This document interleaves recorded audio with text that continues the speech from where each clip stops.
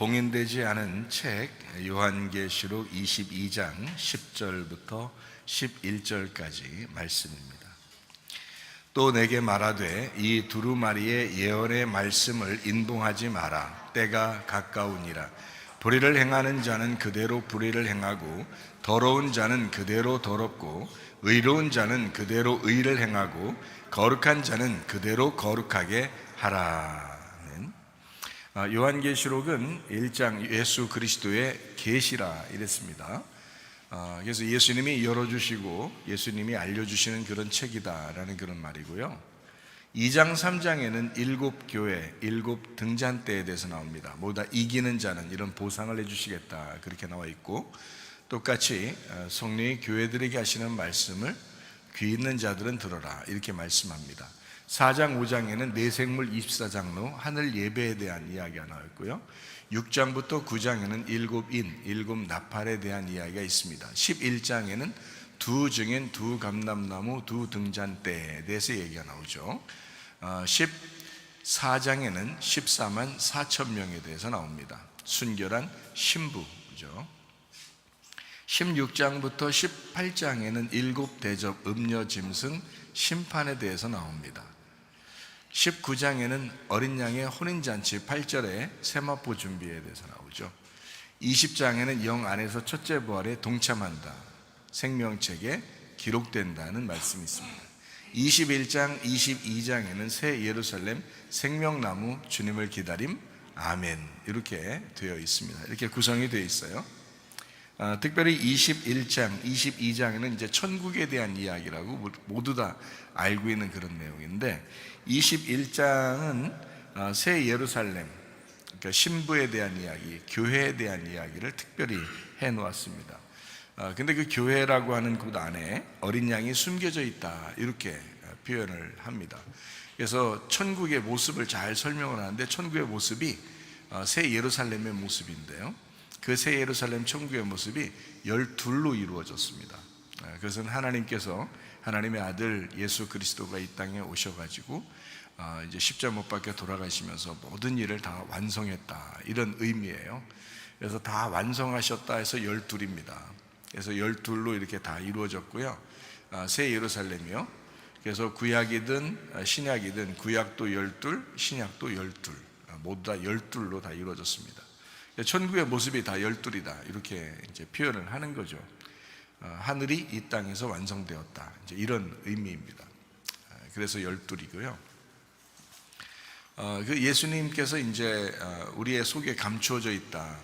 그래서 우리의 속에라고 하는 것은 새 예루살렘이 새롭게 된 거잖아요. 원래 예루살렘이 있는데 새로운 예루살렘이다 이렇게 표현한 거잖아요. 그러니까 요거를 이제 뭐라고 얘기하냐면 처음 하늘과 처음 땅, 그래서 새 하늘과 새 땅 이렇게 바뀌었다, 이걸 설명해 주려고 한 거예요. 그러면 이제 우리가 이 지구상을 생각해 보면 지구에 처음에 창조됐던 것이 있고 그 다음에 하나님이 이제 새롭게 창조할 것이다 이렇게 말도 되겠죠. 그래서 이제 종말이 오면은 새로운 하늘이 또 새로운 땅이 올 것이니까 이 세상은 다 멸망할 거야 이제 이렇게만 이제 생각을 한단 말이죠. 어쨌든 우리는 이 성경이 어떤 지구에 대한 이야기라기보다는 바로 나에 대한 이야기고 우리에 대한 이야기지, 성경책이요. 그러니까 하나님이 나와 여러분, 그러니까 우리에 대해서 설명하려고, 얘기하려고, 같이 얘기하자고 성경책을 준 것이기 때문에 우리를 먼저 생각을 해봐야죠. 그래서 땅이라고 하는 것이 바로 나구나 라는 것을 먼저 생각하고요, 하늘이신 예수님이 이 땅에 와서 나에게 와서 대신 죽으시고 완성을 했다. 그러면 이제 완성이 된 그런 작품이 되죠. 그래서 나한테 예수님이, 하늘이 예수님이 나한테, 땅이라는 나한테 왔다 그러면 이제 안식이 되는 거고요, 7이 되는 거고, 죽으시면 이제 완성이 된 거죠. 다 끝났다, 다 모든 게 이루어졌다, 다 빚을 갚았다. 이래서 이제 새롭게 창조가 되었다 이런 거죠. 그래서 새 예루살렘이에요. 그 12입니다. 그게요. 자, 이렇게 이제 성경을 보게 되는 거고요. 새 예루살렘이라고 하는 그 교회, 신부라고 하는 게 요한계시록 22장이고, 그 새 예루살렘 속에 어린 양이 감추어져 있다 그랬죠. 그래서 어린 양이 성전이라고 그랬어요. 성전이 감추어져 있다. 왜냐하면 새 예루살렘은 중심이 성전이거든요. 성전이 바로 예수님이다 이렇게 표현한 거죠. 그래서 예수님이 그 안에 계시고 이렇게 그 새 예루살렘이 되었다 했으니까 그 새 예루살렘의 심장은 예수님이다 이렇게 볼 수 있죠. 이거 쉽게 얘기해서 우리 교회가 있다면 그 교회 안에 그 중심이 바로 주님이시다 이렇게 되는 거죠. 어린 양 대신 예수님, 성전 대신 예수님이다. 그분이 우리 교회의 중심이다 이렇게 볼 수 있는 거죠. 그거를 이제 그 중심은 중심인데 안 보인단 말이에요. 있는데 안 보인다고요. 그래서 이제 어린 양이 성전이신데 감추어져 있다 이렇게 표현한 것입니다. 요한계시록 21장이에요. 그럼 우리 가정은 어떤가요? 가정의 중심도 누구예요? 어린 양 대신 예수님이 되셔야죠. 그죠? 우리 마음은 어떤가요? 나라는 사람의 마음 중심의 중심 어린 양의 그 성전, 어린 양의 예수님, 어린 양이라는 예수님이 내 중심이 돼야 되겠죠. 마찬가지예요. 그래서 나의 중심, 또 우리 가정의 중심, 교회의 중심이 바로 어린 양 대신 예수님, 그분 성전이다. 그래서 그렇게 주님의 성전이 되시잖아요. 어린 양 대신 예수님 성전 되시면 그러면 그걸 포함하고 있는 나는, 그걸 포함하고 있는 우리 가정은, 그걸 포함하고 있는 우리 교회는 어떻게 돼요? 새 예루살렘이 되겠죠. 그죠? 그걸 이제 새로운 피조물이라 이렇게 된 겁니다. 새로 태어나. 왜냐하면 예수님, 어린 양 예수님을 내가 받아들이지 않았다면, 어린 양 대신 예수님을 내가 받아들이지 않았다면 나는 새로운 사람이 아니죠. 옛사람이죠. 그죠? 옛사람. 아직 새로운 사람이 되지 않은 옛사람이고 처음 창조라고 하는 겁니다. 첫 아담이라고 그러죠. 근데 내 속에 그 예수가 둘째 아담이 돼서 내 속에 마지막 아담이 되고 영원한 나의 주인이 되셨어. 그럼 나는 영원한 신부가 되는 거죠. 새로운 신부. 그렇게 성경은 이제 표현을 하고 있어요. 그걸 자세히 설명한 것이 이제 요한계시록 21장, 22장의 내용이에요. 그러니까 그걸 알고 성경의 결론 부분이거든요. 그런 걸 알고 앞에 성경을 보면은 좀 더 이해가 많이 되겠죠. 그러니까 우리는 요한계시록 21장, 22장에다가 시간을 많이 투자하는 거예요. 그래서 이걸 통해서 다른 부분들을 성경을 이해할 수 있도록 만들어 놓는 거거든요. 그래서 신부의 심장은 바로 예수 그리스도 어린 양 대신 성전이다. 예루살렘의 중심도 성전이었다. 이렇게 되는 거죠. 그 성전의 그 중심은 뭘까요? 성전의 중심은 예수님의 그 중심은 이게 예수님이 성전이잖아요. 그럼 성막, 성전 같은 거거든요. 그럼 그 안에 중심은 뭐예요? 뭐 때문에 이게 성전, 성막이 있는 거예요? 언약궤 때문에 있는 거예요. 그래서 언약궤가 성전의 중심입니다. 그러니까 하나님 말씀이죠. 하나님 말씀을, 그 약속을 이루기 위해서 어린 양 대신 예수님 오신 거잖아요. 그래서 그분이 주인 되셨다고요. 그게 약속의 핵심이거든요. 그래서 그 예수님 안에, 다시 말하면 우리 안에는 선악과와 생명나무라고 하는 그 언약궤가 우리 안에 있다. 그 말씀이 있다. 그것이 우리를 이제 인도해야 된다는 얘기죠. 그분이 주인이다라는 거죠. 하나님 말씀이 주인이고 어린 양 대신 예수님이 우리의 주인 되신다. 이게 이제 요한계시록 21장에 새 예루살렘 신부 교회를 강조하는 그런 내용입니다. 그럼 요한계시록 22장에는 뭐를 강조한다 그랬죠? 어린 양 예수를 강조한다 그랬죠? 어린 양 예수님을 강조해요. 그래서 어린 양 예수님을 소개하는 겁니다. 이렇게 소개하고 저렇게 소개하고 이렇게 소개를 하는 거예요. 예수의 모습을 이제 소개하는 겁니다. 다시 말하면 새 예루살렘 안에 성전이 있는데 성전이 요한계시록 21장에는 감춰져 있었다고 했잖아요. 그런데 이제 22장에는 이 예수님을 밖으로 드러낸단 말이죠. 속에 진짜 너희 속의 심장, 너희 속의 그 중심, 너희 속의 중요한 핵심은 예수님, 어린 양 대신 예수님이었어. 예수님이 이런 분이야 라고 소개하면서 요한계시록을 마치는 겁니다. 그러니까 요한계시록 22장에 어린 양 대신 성전을 강조하죠. 예수님을 강조하는 것이 요한계시록 22장이고요. 요한계시록 22장에는 예수님을 드러내는 거죠. 그래서 요한계시록 21장에는 어떻게 했다 했어요? 예수님을 감추고 신부를 드러냈죠. 그러니까 신부를 자랑하고 신부를 드러내고 신부의 모습을 설명했잖아요. 뭐 보석 같다, 아름답다, 막 이렇게 새로워졌다, 이런 걸 강조했잖아요. 그럼 이제 요한계시록 22장에는 그 속에 그 핵심은 어린 양 대신 예수님 때문에 네가 그렇게 아름다워진 거야. 네가 이렇게 새로워진 거야. 네가 천국이 된 거야. 누구 때문에? 어린 양 대신 예수님 때문에 네가 그렇게 된 거야. 그래서 어린 양 대신 예수님을 밖으로 이제 드러내는 거예요. 그래서 어린 양 대신 예수님, 예수를 드러내는 것이 바로 요한계시록 22장의 내용이고요. 신부의 심장, 바로 예수가 중심이다 라고 하는 것을 요한계시록 22장에 강조하고 있습니다. 자, 이제 오늘 이 요한계시록 22장을 이제 쭉 한번 보면서 우리가 성경을 보면 좀 이해가 좋겠죠. 요한계시록 22장 1절 말씀입니다.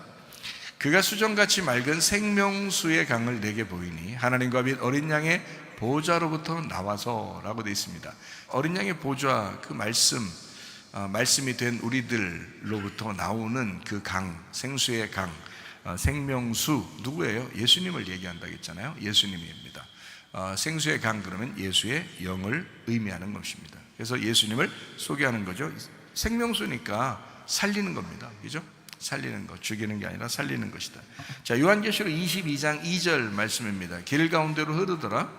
강 좌우에 생명나무가 있어 12가지 열매를 맺되 달마다 그 열매를 맺고 그 나무 잎사귀들은 만국을 치료하기 위하여 있더라. 천국에 가면 치료의 나무가 있는가 보다, 이렇게 착각하는 사람이 있을까 봐 제가 자세하게 설명을 한 거죠.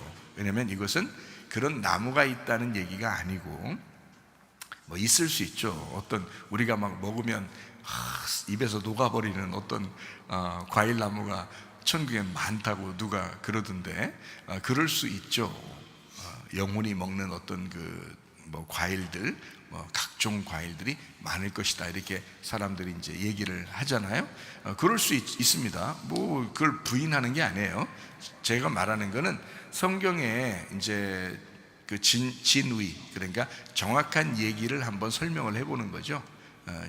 뭐냐면 길 가운데로 흐르는 강 좌우에 생명나무가 있습니다. 생명수는 길 가운데로 흐르고요. 그러니까 생명수가 뭐라겠어요? 예수님의 영이라고 그랬죠. 그것이 이게 길이 원래면 예수님이잖아요. 길이. 그래서 길이 진리, 길 진리 생명이 예수님인데, 그 예수님이라는 길이 뭐냐면 말씀이에요. 우리에게 길을 가르쳐 주는 게 말씀이잖아요. 그래서 그 말씀에 그 생수 성령의 영이 쭉 흐르는 거예요. 그 가운데로.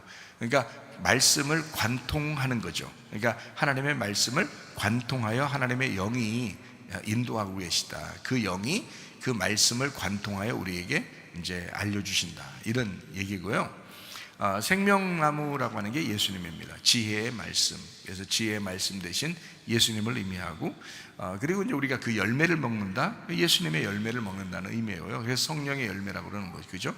그런데 잎사귀가, 치료하는 잎사귀가 있다 해서 예수님이 입고 계신 옷을 설명을 합니다. 그래서 마가복음 5장에 보면은 이제 혈루병 여자가 예수님의 옷자락을 만져도 치료받을 줄로 믿은 겁니다. 그러니까 예수님이 정확하게 그 여자가 알았다 하는 것을, 그 여자를 발견해서 그에게 구원을 이제 선물로 주는 그런 놀라운 역사가 마가복음 5장에 나와 있는 이야기입니다. 자, 어쨌든 이 생명수도 예수님, 그리고 생명나무도 예수님이십니다. 그러니까 새 예루살렘을 관통하는 영, 하나님의 영, 예수가 있고, 말씀을 뚫고 지나가 이것을 관통하는 그 생명수, 그리고 그 예수님을 발견하는 그 생명나무가 그 강 좌우에 쫙 있다, 이렇게 설명을 하고 있습니다. 그러니까 이건 바로 천국의 모습이면서 거기에 핵심, 거기에 내용이 무엇이냐라고 하는 것을 예수님에 대해서 우리에게 설명을 해주고 있는 것입니다. 자, 요한계시록 22장 3절 말씀입니다. 다시 저주가 없으며 하나님과 그 어린 양의 보좌가 그 가운데에 있으리니 그의 종들이 그를 섬기며 라고 되어 있습니다. 자, 저주가 없다는 말은 뭐가 없다는 얘기냐면요, 농사 지어서 예배 드려야 된다라는 것이 없어졌다는 얘기입니다. 그 말은 뭐냐면 창세기 3장에 땅이 저주를 받고 창세기 4장에 가인이 농사로 예배를 드려요. 근데 농사로 예배를 드린다면 땅에서 수고한 것을 가지고 하나님 앞에 올려드리는 것을 이제 농사의 예배라 그러거든요.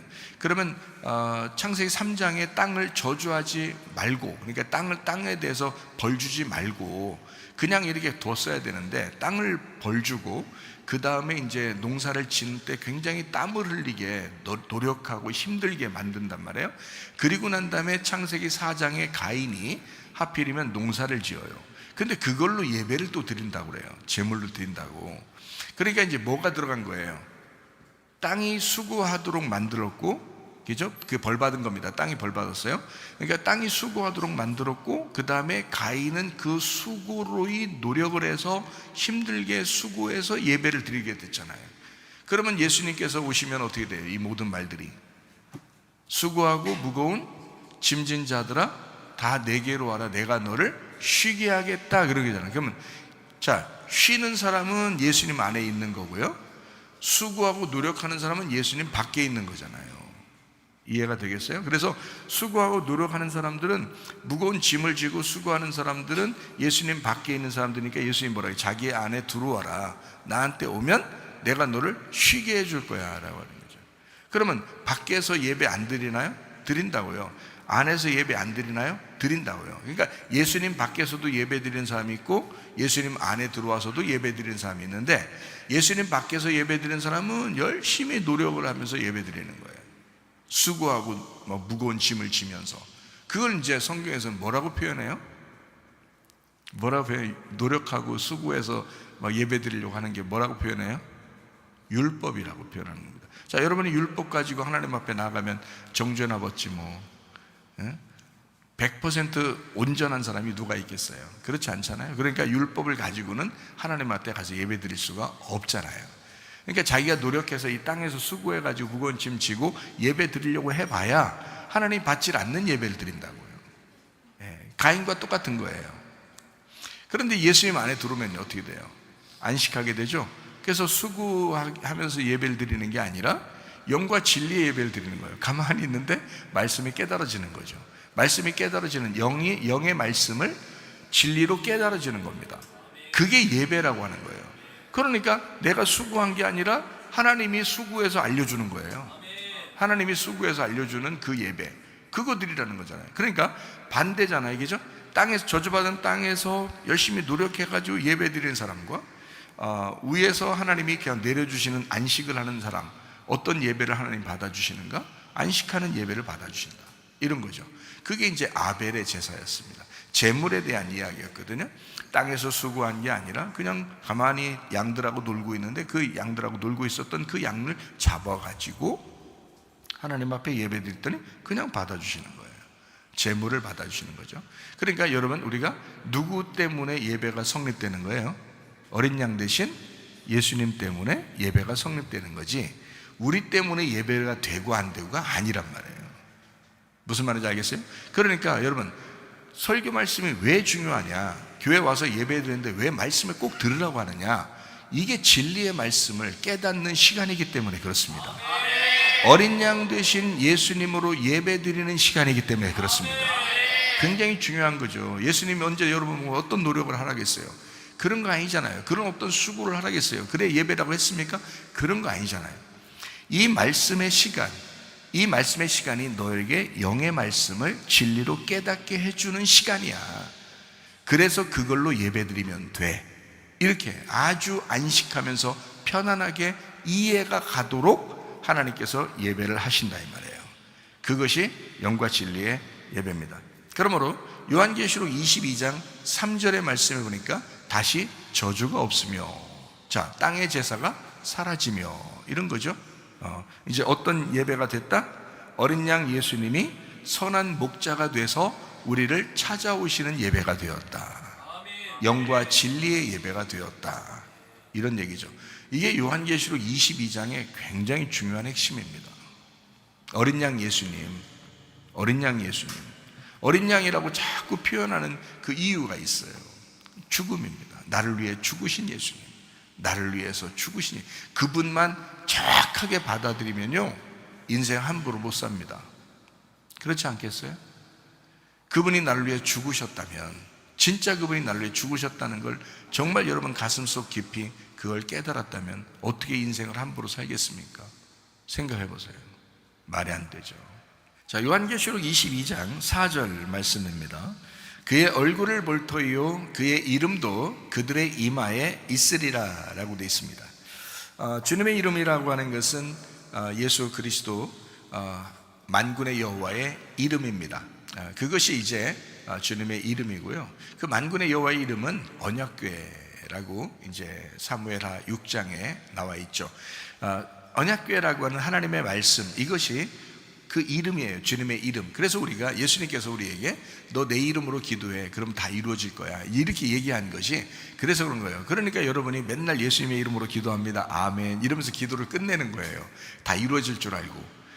그렇게 예수님의 이름이 우스운 게 아닙니다. 여러분이 그냥 아는 것처럼 예수님의 이름으로 기도합니다, 아멘 하면 다 이루어지겠지라고 성경에 써 있으니까 그대로 하면 되는 건 줄 아는데, 그게 아니고 분명히 뭘 아셔야 되는가 하면, 여러분이 그 이름이 언약궤구나 라는 것을 분명히 아셔야 돼요.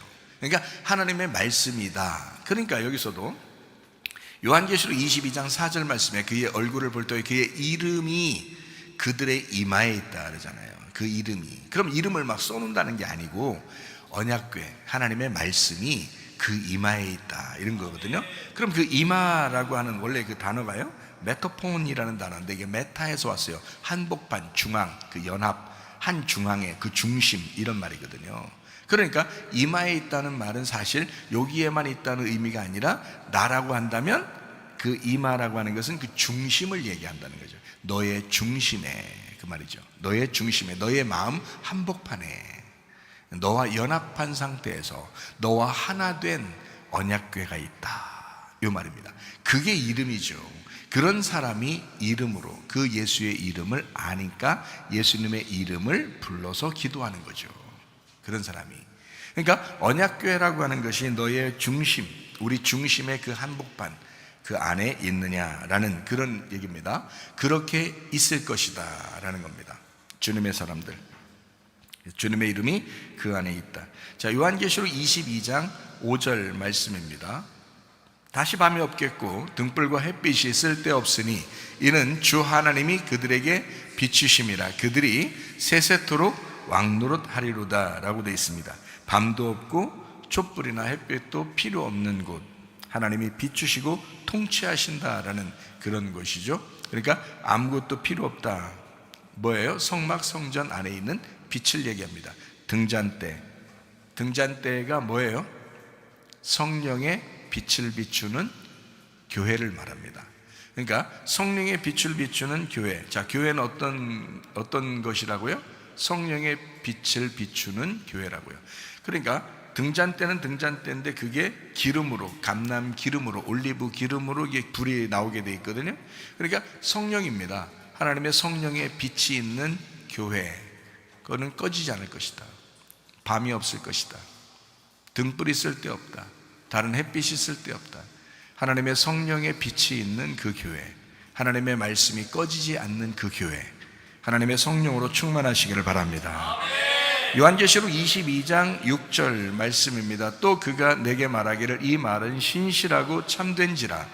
주 곧 선지자들의 영의 하나님이 그의 종들에게 반드시 속히 되어질 일을 보이시려고 그의 천사를 보내셨다라고 했습니다. 신실하고 참되다라고 할 때 그 신실하다는 게 피스토스, 변함없이 신실하고 믿을만하다라는 말이고요. 진리이다, 참되다라는 것이 알레티노스, 참된이라는 말인데, 알레테스, 란다노라는 말입니다. 깨닫고 알게 돼서 열리니까 감추어지지 않게 되었다라는 말입니다. 그 하나님의 말씀이 그렇게 되었다. 그래서 말씀이 된 자들이 있다. 요한계시록 19장에 말씀이 된 자들이 있다 이렇게 되어 있죠. 그래서 그 말씀이 된 사람을 어린 양의 혼인잔치에 청함받은 신부다 이렇게 표현을 합니다. 그러니까 그게 결국 천국이라는 얘기죠. 자, 하나님의 말씀이 여러분에게 말씀이 한번 전달돼서 그냥 귀에 스쳐서 지나갔다는 사람이 되지 말고, 하나님의 말씀이 오면 여러분이 그 말씀을 흡수해서 그 말씀과 연합해서 그 말씀이 여러분의 한복판, 그 중심이 돼서 그 말씀이 된 사람이 되기를 바랍니다. 그러면 그게 새로운 예루살렘이고요, 그게 새 사람이고 그게 신부고 천국입니다. 그게요. 요한계시록 22장 7절 말씀입니다. 보라, 내가 속히 오리니 이 두루마리의 예언의 말씀을 지키는 자가 복이 있다라고 했습니다. 이거 다 현재형을 썼다 그랬죠. 엘코마이, 오신다, 지금 온다라는 말이고요. 그리고 말씀을 지킨다, 테레오, 지금 지킨다, 이거 다 현재형을 썼습니다. 그러니까 과거나 미래가 아니고요, 지금을 얘기하는 겁니다. 지금 주님이 오신다, 지금 말씀을 지키는 자가 복이 있다, 이렇게 이야기하는 것입니다. 지금 여러분에게 말씀하시는 겁니다. 지금 저희에게 다 얘기하는 겁니다. 요한계시록 22장 8절 9절입니다. 이것들을 보고 들은 자는 나 요한이니 내가 듣고 볼 때에 이 일을 내게 보이던 천사의 발 앞에 경배하려고 엎드렸더니 그가 내게 말하기를, 나는 너와 네 형제 선지자들과 또 이 두루마리의 말을 지키는 자들과 함께 된 종이니 그리하지 말고 하나님께 경배하라 라고 되어 있습니다. 하나님만 경배하라. 우리는 하나님의 종들이다, 하나님의 천사들이다, 이제 하나님의 소식을 전하는 사람들이다, 그런 얘기죠. 하나님 자신은 아니잖아요. 우리가 하나님을 전달하는 자고 하나님을 소개하는 사람들이죠. 그러니까 우리는 오직 하나님만 경배해야 된다, 이제 그런 말씀입니다. 자, 이제 요한계시록 22장 10절 말씀을 한번 보겠습니다. 또 내게 말하되 이 두루마리 예언의 말씀을 인봉하지 마라, 때가 가까우니라 라고 되어 있습니다. 자, 봉인한다, 인봉한다, 인봉하지 마라, 이렇게 되어 있거든요. 때가 가깝다. 자, 이 말이 이제 어떤 말일까요? 자, 두루마리 예언의 말씀을, 이게 뭐냐면 요한계시록이거든요. 계시록이 말씀을 인봉하지 마라, 때가 가깝다. 자, 요한계시록 22장에 오니까 이게 이제 인봉하지 마라라고 되어 있죠, 그죠?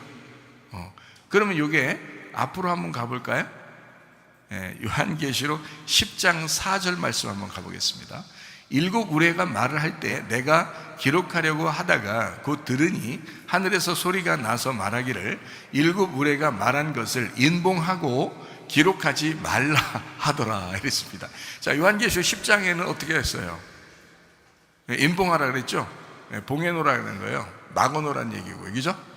그 다음에 여기 그 요한계시록 22장 10절에는 인봉하지 말라 그래요. 열어놔라는 얘기거든요. 그러니까 요한계시록 10장에는 봉인하고 요한계시록 22장에는 열어놔라, 이렇게 한 것입니다. 자, 봉인한다라는 것이요, 봉인한다라는 말이 스프라기조라는 단어입니다. 이 스프라기조라는 단어가 어떤 때 쓰는 거냐면 인친다 할 때 쓰는 겁니다. 인친다. 그리고 확정한다, 안전하게 보호한다 라는 말을 쓸 때 그때 스프라기조라는 말을 한 거거든요. 이게 이제 봉인한다, 인친다. 우리가 성령으로 어떻게 됐어요? 우리를 인쳤죠. 성령으로 인쳤다, 도장 찍었다. 성령으로 도장 찍었다 할 때 우리 인쳤다 그러잖아요. 그럼 인쳤다 그러면 하나님의 성령이 우리를 이제 지정하셨다, 우리를 확정했다, 이런 말이잖아요. 우리가 이제 확신을 갖게 되었다, 우리를 보호한다, 인쳤다, 이제 이런 말이거든요. 그러면 이제 이것을 스프라기조 이렇게 해서 이게 인쳐가지고 안전하게 보호한다는 말도 있지만 이것이 어떻게 해요? 이게 이렇게 감추어지고 이렇게 가두어지고 나를 인쳐서 나를 이렇게 딱 보호하고 이렇게 감싸고 이렇게 있을 수 있잖아요. 근데 이거를 봉인하지 마라 그러면 어떻게 될까요? 이거를 열어준다는 얘기잖아요. 그러면 어떻게 해? 내가 나를 감춰놨는데 나를 이렇게 빼면, 이 감춘 거를 빼면 어떻게 해? 나타나겠죠? 네. 그러니까 봉인하지 마라. 왜? 때가 가깝다. 자, 이 요한계시록을 원래 감추어 놓아야 되는데 처음에는 감춰놔요. 왜? 요한계시록 10장만 해도 이거를 이게 막 열지 말라는 거예요. 봉인하라는 거예요. 그냥 가두어 두라는 거예요. 그냥 여기 딱 이렇게 인정하고 딱 도장 찍어서 이렇게 딱 놓으라는 거예요. 그리고 이제 이것을 열어라 그러면 그때 여는 거예요. 그럼 이게 이제 언제 열리는 거예요? 도대체 언제 열리는 거예요? 자, 언제 열리나 한번 우리가 찾아볼까요? 한번 봅니다. 마태복음 27장 66절 한번 보겠습니다. 그들이 경비병과 함께 가서 돌을 인봉하고 무덤을 굳게 지키니라. 자, 돌을 인봉한다라는 말이 이게 스프라기조라는 단어예요. 그러니까 예수님이 죽으셔서 돌 무덤 안에 들어가시잖아요. 그러면 거기 이제 띠 같은 걸 이렇게 두르겠죠. 아무도 못 열게. 그래서 도장을 갖다 딱 찍어 놓습니다. 그럼 이제 만약에 누가 돌을 열면 이게 도장이 다 찢겨지죠. 그러면 누군가 도둑이 온 거예요. 그러니까 그렇게 못하도록 도장을 딱 찍어 이게 인봉하는 겁니다. 띠를 두르고 도장을 찍어. 옛날에 왕이 이제 사신을 통해서 편지를 보낼 때는 왕의 도장을 딱 찍어서 그 편지를 아무도 못 열게 이렇게 하잖아요. 그걸 딱 찍어가지고 이렇게 이렇게 이렇게 좀 찐득찐득한 거 뭐 있던데요. 그렇게 해가지고 그거를 이렇게 붙여가지고요. 종이 이렇게 말아서 딱 마지막에 딱 붙여가지고 거기다 딱 그 사이에다가 이렇게 그 줄이 있는 데 있잖아요. 거기다 딱 찍어놔요. 그럼 이걸 만약에 누가 편지를 열어보면요. 이 누가 열은 거예요. 이렇게 되면 이게 도장이 이제 열려 있으면 안 되죠. 그래서 그렇게 이제 찍어 놓는 인봉하는 게 있어요. 그런데 이거를 이렇게 한 것을 만약에 인봉하지 마라 그러면 어떻게 해요? 열어놔라는 거잖아요. 그죠? 그러니까 인봉하는 것은 언제 인봉하는 거예요? 무덤에 넣으면 인봉하는 거예요. 그죠? 무덤에 넣어 놓으면 인봉하는 거예요. 찍어 놓는 거죠. 우리가 예수 그리스도의 그 죽으심에 동참한다 그러면 우리가 성령께 인침받는 사람입니다. 무슨 말인지 알겠어요? 우리가 성령에게 인침받는 사람이 어떤 사람이 성령에게 인침받을까요? 자, 내가 살아있는 사람이 성령에게 인침받을 수 있을까요? 가정에 가도 여전히 지가 왕이고 지가 승질내고 그러면 그 어떻게 인침받겠습니까? 교회 와도 자기 마음대로야. 자기가 사는데 자기 마음대로 해요. 자기 생각대로 살아요. 다 자기 자식들한테도 자기 마음대로 하고 남편한테도 자기 마음대로 하고 자기 아내한테도 자기 마음대로 하고요. 교회 와서도 막 자기 마음대로 하고요. 뭐 이러면 이게 인침받은 사람이 아니라고요. 성령께 인침받으려면 무덤 안에 들어가야 돼요. 근데 그냥 살아서 들어갔다 살아나오는 게 아니에요. 죽어서 들어가 버려야 돼요. 죽어서 들어가면 성령께서 인치는 사람이 되는 거예요. 이거 내가 보호한다. 이거 내가 딱 인쳤다. 그래서 봉인하는 거죠. 딱 봉인해. 그래서 딱 감춰놓는 거예요. 이렇게. 근데요, 이거를 만약에 우리가 이제 성령께 인침 받았잖아요. 근데 이제 우리가 인침 받고 가만히 있는데 우리를 어떻게 해요? 밖으로 나오라는 거 아니에요, 그죠? 때가 다 되면 나오라고 그래요. 때가 다 되면. 자, 우리가 이런 말이 있죠. 누가복음 24장에 보면은 예수님께서 승천하시면서 제자들한테 그래요. 너희들에게 약속하신 성령이 임할 때까지 너희가 이제 예루살렘을 떠나지 말고 있어라 이러거든요. 요한복음 20장에 예수님이 이제 부활하시고 난 다음에 제자들한테 성령을 받으라 그래요. 그리고서 오순절날까지 너희가 예루살렘을 떠나지 말고 있어라 라고 해요. 그래서 이 사람들이 모여서 어디 안 떠나고 오순절 때까지가 이제 한 10일 정도 남았어요. 그래서 그때까지 계속 모여서 기도하고 있었어요. 그래서 오순절날 딱 되니까 성령이 충만하게 다 임해버린 거예요. 그러니까 성령을 받은 사람이 성령의 충만을 받을 때까지는 예루살렘을 떠나지 말고 있어라 그랬거든요. 이게요. 자, 요한복음 20장에 성령을 받았습니다. 잘 읽어보셔요. 여러분, 요한복음 20장을 잘 읽어보셔요. 괜히 또 사도행전 2장에 오순절날 성령 받았다고 하지 말고 요한복음 20장에 성령을 받았어요, 제자들이. 그리고 사도행전 2장에 오순절날 성령 충만을 받았다 그랬어요. 자, 무슨 말인지 알겠어요? 예수님이 호흡을 해서 요한복음 20장에 제자들에게 숨을 내쉬며 가라사대 성령을 받으라 그랬거든요. 왜 그랬겠어요? 창세기 2장에 나오는 아담을 만들고 하나님이 그 코에 생기를 불어넣었어. 근데 그 아담이 선악과를 먹고 실패한 거야. 그래서 예수님이 죽으시고 부활해서 둘째 아담, 마지막 아담이 돼서 제자들에게 다시 숨을 불어넣어 주는 거예요. 하나님으로서 숨을 불어넣어 주는 거예요. 그게 하나님의 숨이야. 그게 성령님이라고. 그래서 하나님의 호흡을 주면서 성령을 받아라, 이런 거예요. 제자들한테 예수님 부활하고 난 다음에 주신 겁니다. 그리고 나서 10일 동안 기다리고 있어라. 자, 너희들 예루살렘 떠나지 말고 계속 기도하고 있어라. 그래서 이 사람들이 기도하고 있었어요. 사도행전 2장에 오순절날 딱 보니까 성령이 충만하게 임했다라고 되어 있습니다. 그러니까 이 사람들이 가만히 있어요? 이제 막 나가 전도해요. 막 나가 전도하죠. 그렇죠?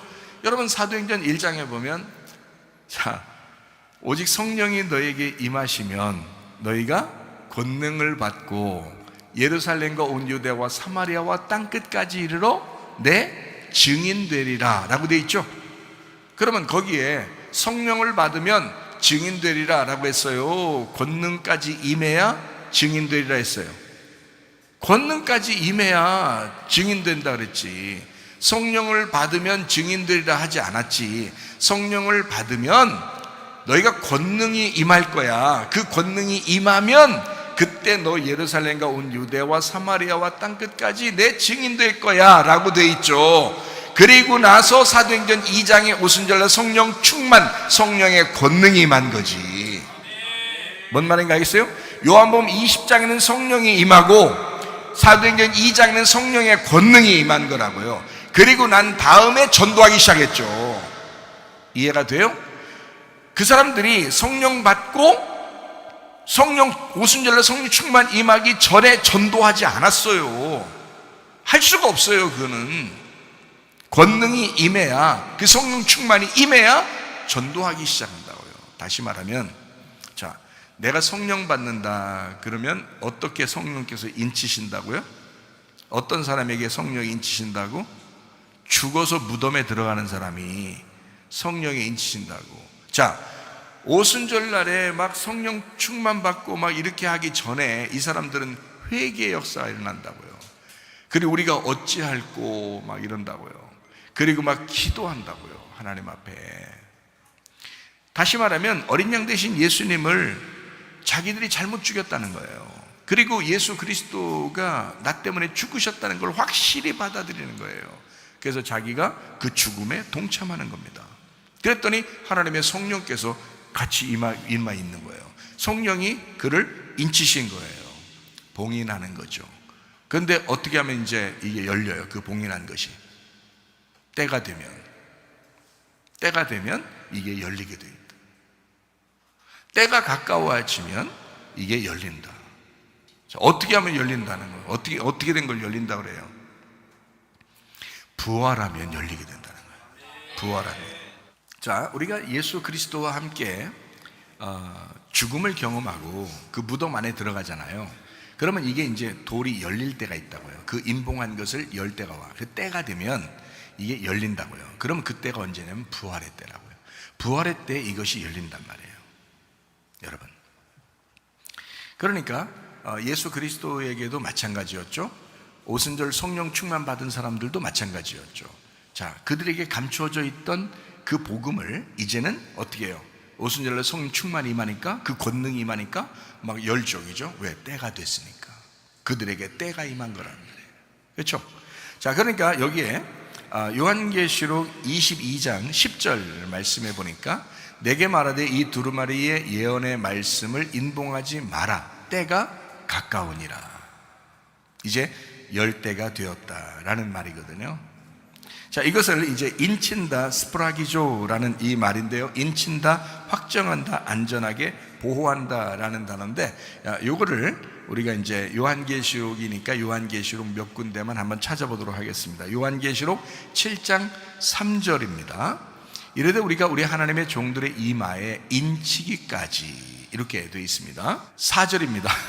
4절, 내가 인침을 받은 자의 수를 들으니, 이렇게 되어 있죠. 그 다음에 5절입니다. 유다지파 중에 인침을 받은 자가 12,000이요 라고 되어 있습니다.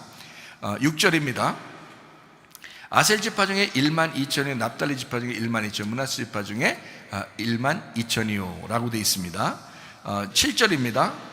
시몬 지파 중에 1만 2천, 레위 지파 중에 1만 2천, 이사갈 지파 중에 또 1만 2천입니다. 8절입니다. 스불론 지파 중에 1만 2천, 요셉 지파 1만 2천, 베냐민 지파는 인침을 받은 자가 1만 2천이다. 여기 다 인침을 받는다는 그 스프라기조라는 단어가 다 3절, 4절, 5절, 6절, 7절, 8절에 다 인침받은 사람들에 대한 이야기가 나옵니다. 다시 말하면 스프라기조, 인치다, 확정하다, 안전하게 보호한다, 이런 의미입니다. 그런데 때가 다 되면요, 그 인침받은 그 복음을 받은 사람들이 이제 열리가 되는 겁니다. 그죠? 이것이 이제 열린다라는 의미죠. 봉인하지 말라라고 하는 요한계시록 22장 10절 말씀이에요. 봉인하지 마라, 때가 가까우니라 했어요. 봉인하지 마라, 어떤 의미일까요? 말씀이 열리면 그 말씀이 심판하고 그리고 구원할 것이다 라는 말이죠. 자, 말씀이 가두어지지 않을 것이다. 이 말씀이 열리면 심판하고 구원할 거야, 이런 말입니다. 자, 열리면 봉인이 해제되는 거죠. 봉인 해제라 이렇게 말합니다. 부활의 주님 안에서 열리면 교회가 건축될 거야. 주님의 교회들이 건축될 거야. 봉인 해제. 이제까지 감추어져 있었던, 이제까지 하나님의 마음속에만 감추어져 있었던 그 전 지구상의 그 교회가 하나님의 그 말씀이 열리면서 심판하고 구원하고 그리고 그 봉인한 것이 봉인 해제가 될 때는 교회가 건축될 거야. 성령의 조명의 시대가 올 거다. 그래서 하나님의 성령께서 가감없이 여러분에게 열리는 축복을 주셔서 그 말씀을 깨닫게 되는 여는 역사가 있게 될 것이다, 이런 말입니다. 돌 성전에서 마음의 성전으로 변환될 것이다. 이제는 한 곳에만 예배를 드렸던 그 돌 성전에서 이제는 너희의 마음의 성전으로 모든 성전이 변환될 것이다, 이런 말입니다. 교회가 시작이요, 교회가 끝입니다. 그러므로 하나님의 성령께서 인치시는 그 인침이 이제 그 봉인한 것을 열 때는, 그 말씀이 열려질 때는 이제 모든 것을 완성하는 시간이 온다. 사실 예수님이 십자가 밖에 돌아가시고 부활하시고 난 다음에 이방인의 시대, 이제 이방인의 전도의 시간이 이제 오잖아요. 그러면 이방인의 시대가 쭉 와서 마지막 때까지는 이게 뭐냐면 마지막 때예요. 이게 계속 지금까지 우리가, 그러니까 예수님이 십자가 밖에 돌아가시고 부활하시고 오순절 성령 충만 받아서 유대인들이 구원받고, 그리고 이방인들이 이제 이제 베드로와 바울 사도를 통해서 이방인들이 전도되면서부터 지금까지가 마지막 때예요. 끝날이라고 이게. 근데 끝날 중에서 지금은 또 더 끝날이에요. 지금이. 그러니까 완전히 마지막을 우리가 지금 살고 있습니다. 아마 우리의 눈으로 목격하는 시대가 오지 않을까, 이런 생각도 들어요. 그 정도로 지금 심각하게 아주 빠르게 이 시대는 지금 마지막을 향해서 가고 있습니다. 자, 요한계시록 22장 11절 말씀입니다. 자, 얼마나 마지막 때냐. 불의를 행하는 자는 그대로 불의를 행하고, 더러운 자는 그대로 더럽고, 의로운 자는 그대로 의를 행하고, 거룩한 자는 그대로 거룩하게 해라, 이렇게 되어 있습니다. 그러니까 한마디로 말하면, 야, 내비둬, 그냥 마지막 때니까 내비둬. 지가 구원받고 싶으면 주님께 올 것이고, 구원받기 어려운 사람들은 지가 그냥 지대로 지가 지대로 멸망할 거야. 내비둬. 너무 내비두나? 하여튼 구원받은 사람들이 많지가 않아요, 요즘에. 교회 다니던 사람, 멀쩡하게 교회 다니던 사람들도 막 떠나는 사람들도 이 주변의 교회들 보면 막 많이 있다고 그러고요. 그런 거 보면 그래도 다행이야. 우리 교회는 그래도 한 번 오면 또 계속 있어. 어쨌든 그런 사람들이 꽤 많아요. 자, 불의한이라고 하는 게요, 이게 불의한 자가 그대로 불의하게 해라라는 게요, 이게 어떤 얘기냐면 지금 불의한 자입니다. 지금 불의한 자. 그러니까 그때 당시도 지금이겠지만 지금도 불의한 자예요. 그러니까 불의한 자가 지금 현재 능동입니다. 지금 불의한, 지금 스스로 불의한 자예요. 그런 사람은 그대로 불의하게 냅둬라, 이렇게 한 것은 뭐냐면요, 이미 불의한 자야, 이런 말이에요. 지금 불의하잖아? 이미 그 사람은 불의한 자야. 자, 이미 불의한 자라는 말이 뭐냐면 과거 능동태입니다. 그러니까 옛날부터 원래 불의했던 거야. 자, 지금 불의하잖아? 그러면 옛날부터 그 사람은 원래 불의했던 거야, 이 말이에요. 그러니까 불의를 행하는 자는 그대로 불의를 행하게 내비둬라. 옛날부터 불의한 사람이야, 그 사람은. 자, 주님 사랑하지 아니하고 교회 무시한 사람이요? 지금 잠깐 그런 것 같죠? 뭐 시험 들어 상처받아 잠깐 그러는 것 같죠? 안 그렇습니다. 원래 그런 사람이었다라고 성경은 그 사람을 지적합니다. 그런 사람이었어, 이 말이에요. 불의한 사람은 원래 그런 사람이었어, 원래 불의한 사람이었어 라는 말이에요, 이 말이에요. 그래서 지금 불의한 자, 현재 능동입니다. 그대로 불의하게 두어라. 이미 불의한 자야, 과거 능동입니다. 자, 더러운 사람 어떻게 해요? 그대로 더러워요. 지금 더러운 자, 이게 현재 능동입니다. 그대로 더럽게, 다시 말하면 이미 더러운 자야, 그 사람은. 지금 더럽잖아? 그 사람 원래 더러운 거야. 원래 더러웠었던 거야. 여러분, 지금 잠깐 뭐 이렇게 사람 시험 들고 상처받아서 그렇게 된 것 같이 여러분 여기지 마세요. 그거 아니고 원래 그런 사람이었던 거예요, 이 사람은.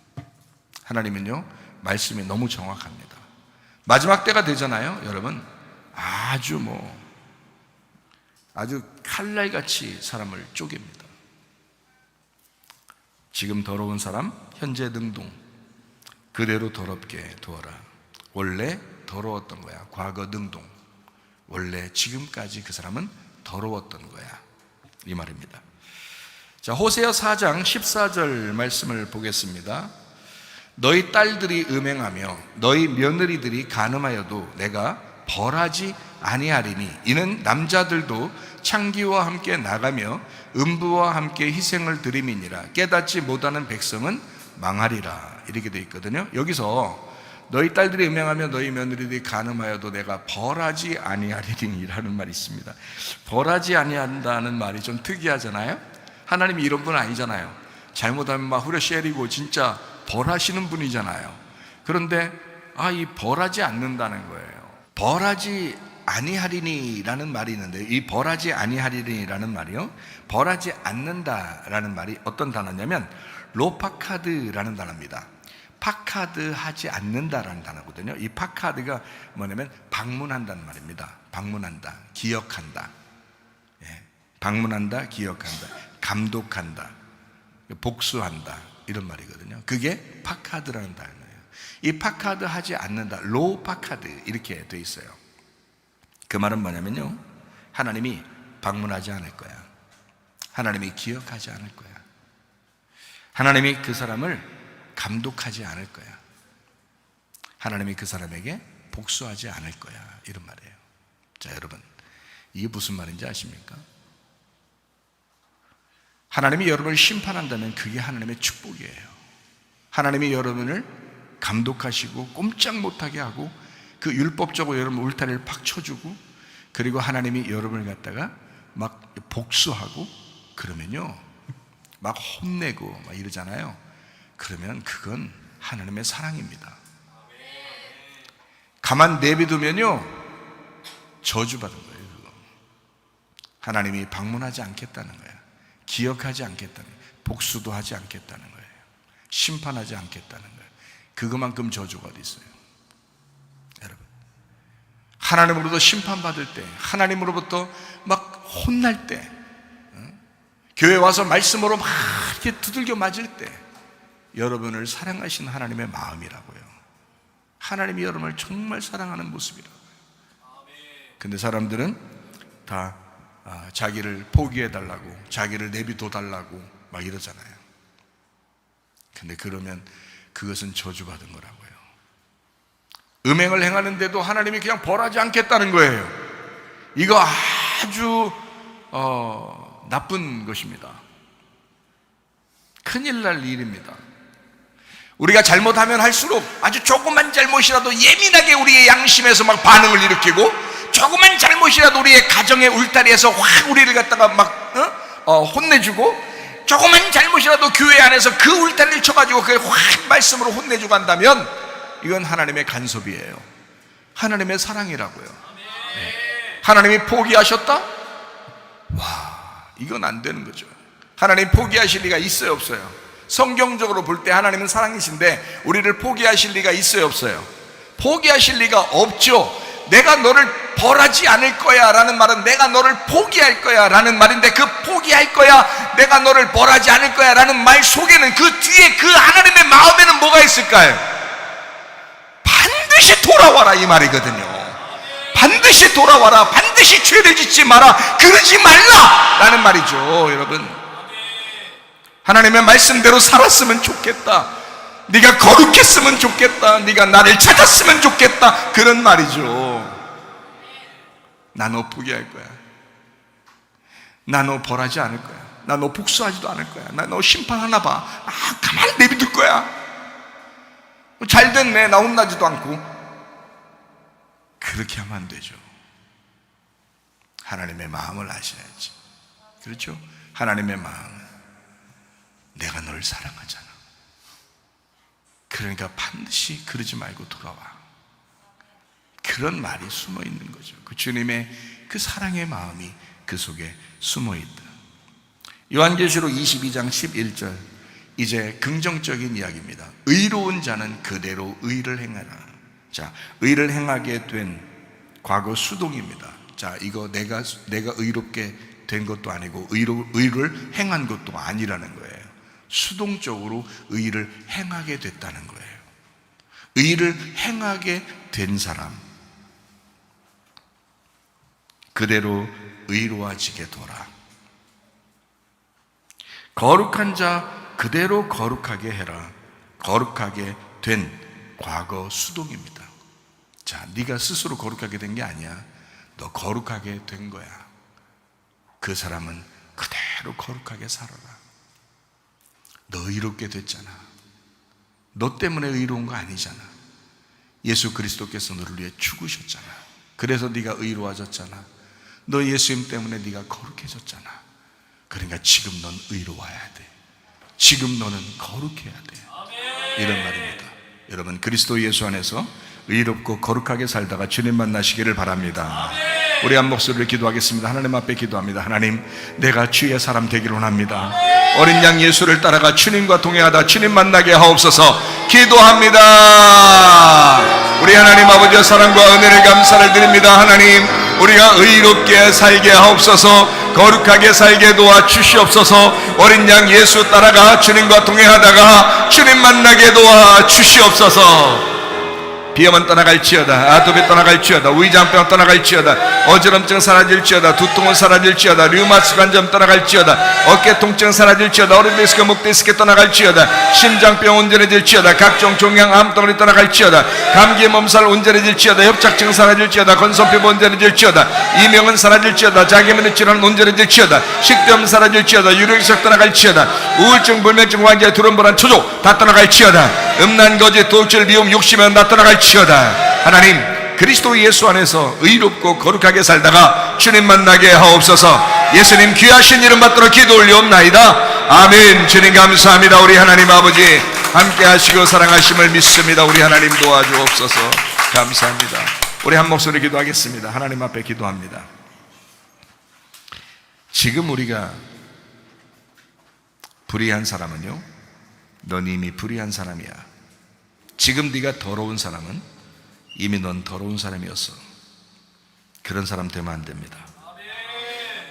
하나님 앞에 너는 의로워졌잖아. 너 때문이 아니라 주님 때문에 의로워졌잖아. 너 주님 때문에 거룩하게 됐잖아. 그렇게 살아야지. 그 마음으로 주님과 동행하게 해달라고 우리 한 목소리로 두 손 높이 들고 간절하게 기도하겠습니다.